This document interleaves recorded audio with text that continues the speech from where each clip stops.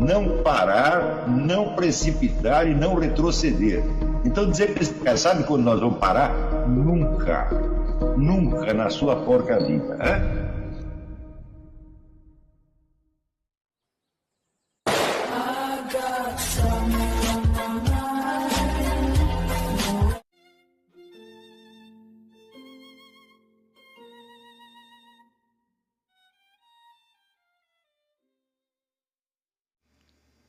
E aí pessoal, tranquilo?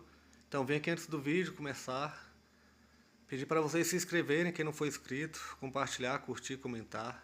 Quem puder seja membro do canal, que isso ajuda bastante. Tem também o link do Apoia-se. Quem puder ajudar nosso canal e apoiar financeiramente vai ser muito bem-vindo. Mas o mais importante é transmitir o conteúdo e os conhecimentos do professor Olavo de Carvalho para mais e mais brasileiros. Então compartilhe e ajude aí nossa causa. Muito obrigado a todos os membros, apoiadores do canal. Fico muito feliz. Tenho certeza que a gente está no caminho certo. Então fiquem com o vídeo e até mais. Valeu! Daniel Alves, você poderia falar um pouco mais sobre o processo de desfazer complexos neuróticos? Seria possível resumir num método, se existir, dando alguns exemplos práticos, desde a formação da neurose, sua manifestação e seu tratamento? Na linha do exercício da confissão, tenho narrado fatos da infância e da adolescência que me têm ajudado bastante. Muito bem, mas não é só narrar. Você tem que narrá-los e tomar consciência da atividade da sua mente carnal na escala de imortalidade. Por quê? A passar por um nível de imortalidade, abole tudo isto. Não que você vai estar livre disto no prosseguimento, na linha normal da sua alma carnal. Não, ela vai continuar tendo todas as limitações dela, todos os complexos dela, você só vai mudar o tamanho das coisas. De certo modo, quer dizer, aí temos que pensar como o Viktor Frankl, quer dizer, um complexo não se cura, um complexo se esquece. Você tem que passar para outro nível. Tá certo? E evidentemente a tomada de consciência da alma imortal vai curando você, não tudo de uma vez. Porque não precisa curar tudo de uma vez. Este é que é o ponto. Quer dizer, você quer ficar tão perfeito que Deus não precisa te perdoar nada? Aí você tirou o emprego de Deus. Pô. Quer dizer, vai sobrar muito defeito. Porque, vamos dizer, a natureza da alma carnal é essa, ela ser, vamos dizer, defeituosa. E a alma imortal, ela tem a verdadeira liberdade metafísica. Ela pode escolher, mas é só ela que escolhe. A alma carnal, coitadinha, não escolhe nada, só sofre. Só sofre, só apanha, só é enganado o tempo todo. Mas, às vezes, nós atribuímos à alma carnal o nível de responsabilidade da alma imortal. E aí nós nos sobrecarregamos de complexos, de autoacusações, etc. E daí começa aquele discurso interior de acusação e defesa, que acaba discutindo com Deus, xingando Deus, pô. Que não tem nada a ver com a história, porque tudo isso é um jogo, vamos dizer, interno da alma carnal. Por exemplo, a tendência para o pecado. Eu quero comer a mulher do vizinho. Né? Mas daí vem outro discurso. Né? Ah, você não presta, você não sei o quê. Eu digo, esses são dois pedaços da alma carnal que estão brigando. Uma que tem, vamos dizer, tem um desejo, e a outra que tem um temor. Você tem um temor, vamos dizer, da represália social, o temor de apanhar do marido dela, e você acha que isso é a moral, você entendeu? O temor de que o bispo vai bater em você, né? E você vai chamar isso de inferno. Mas olha, quando você pula para a esfera da alma imortal, e você vai ver que inferno é uma livre escolha. Né? Você vai para o inferno, meu filho, não é porque você pecou, você vai para o inferno porque você quer. É por isso o livro do Monsenhor de Ségur, que chama L'Enfer, o Inferno, que é um livrinho de 50 páginas, e dá uma série de depoimentos de pessoas que tiveram visões de parentes, amigos que voltavam no inferno e diziam, estou aqui por uma sentença justa. Quer dizer, que é uma perfeita concordância. Entendeu? Quer dizer, se você vai esperar justiça pelo que você fez durante a sua vida terrestre, você vai para o inferno necessariamente. Mas não é da natureza de Deus ele fazer justiça por um pedacinho do que aconteceu. Né? E sim pela totalidade. E a totalidade inclui só a alma imortal. Então, a qual, disse eu, é constituída de gratidão.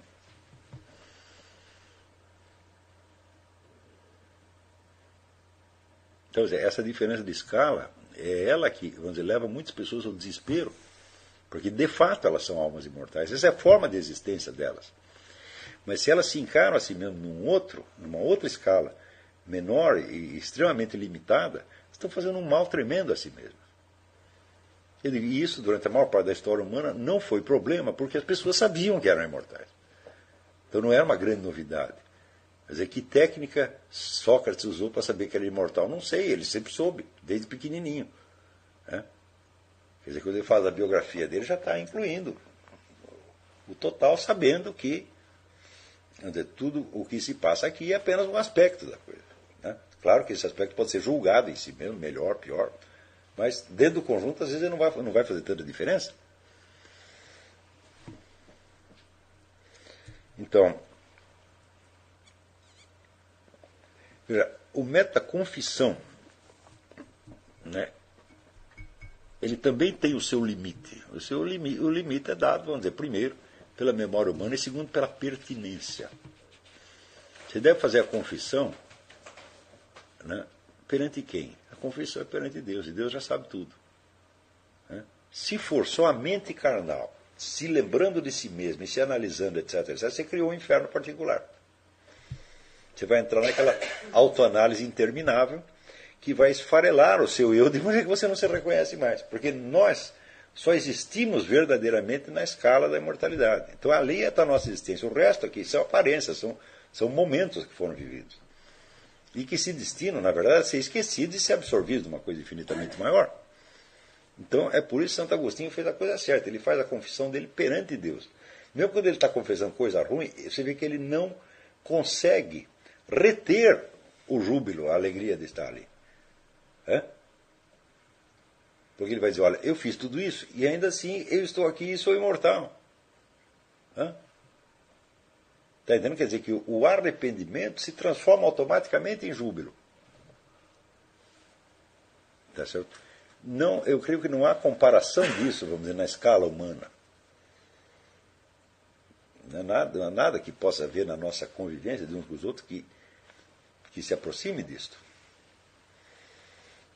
Que se disser, você está feliz porque você foi perdoado. Eu digo, bom, geralmente nós imaginamos isso na escala humana, quer dizer, você fez uma, né, sei lá, você pelas costas da sua mulher, você comeu 50 mulheres, daí chega para ela e conta, e ela fala, não, meu benzinho, não tem importância, está tudo bem.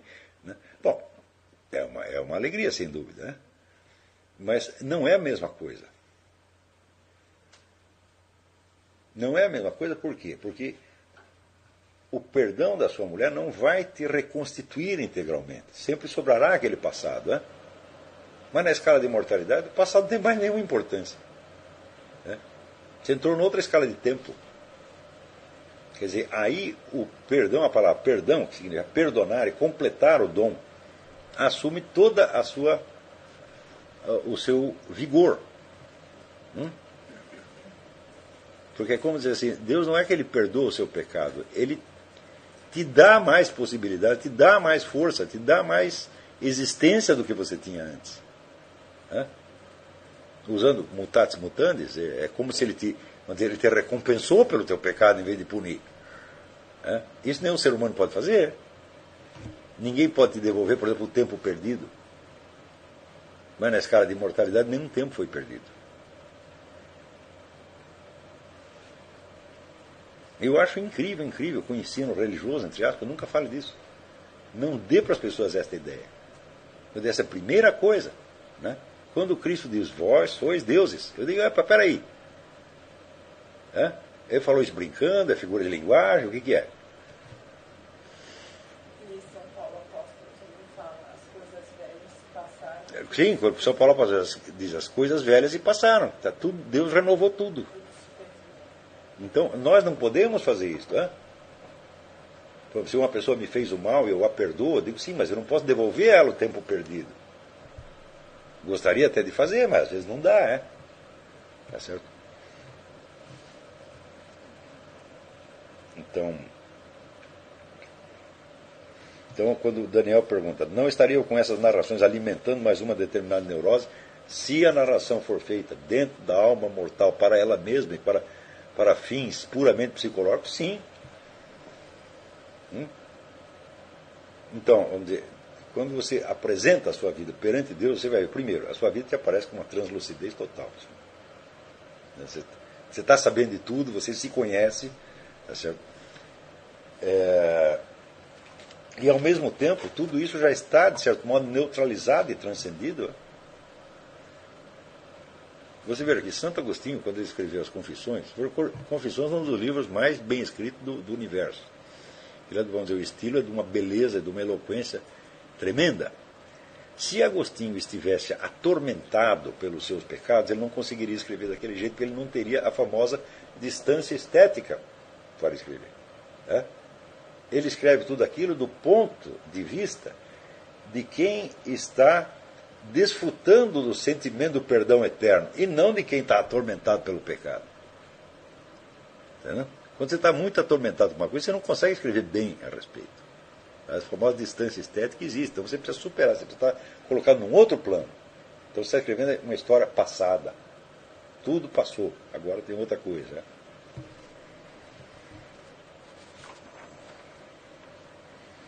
Vamos ver aqui.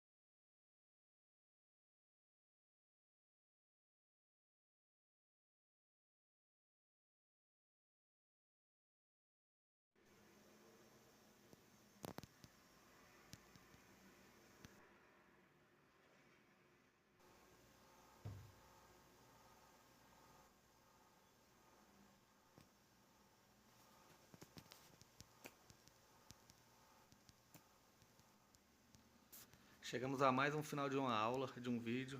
Espero que tenham gostado. Quem não se inscreveu ainda, se inscreva, compartilhe, comente. Ajude o nosso canal, apoie, seja membro. E ajude o nosso canal a chegar a cada dia a mais brasileiros que precisam muito do conhecimento do professor Olavo de Carvalho. Então é isso aí, fique com Deus, até o próximo. Valeu! Então é isso aí, pessoal. Que é o nosso canal. Que são alguns livros que eu já li.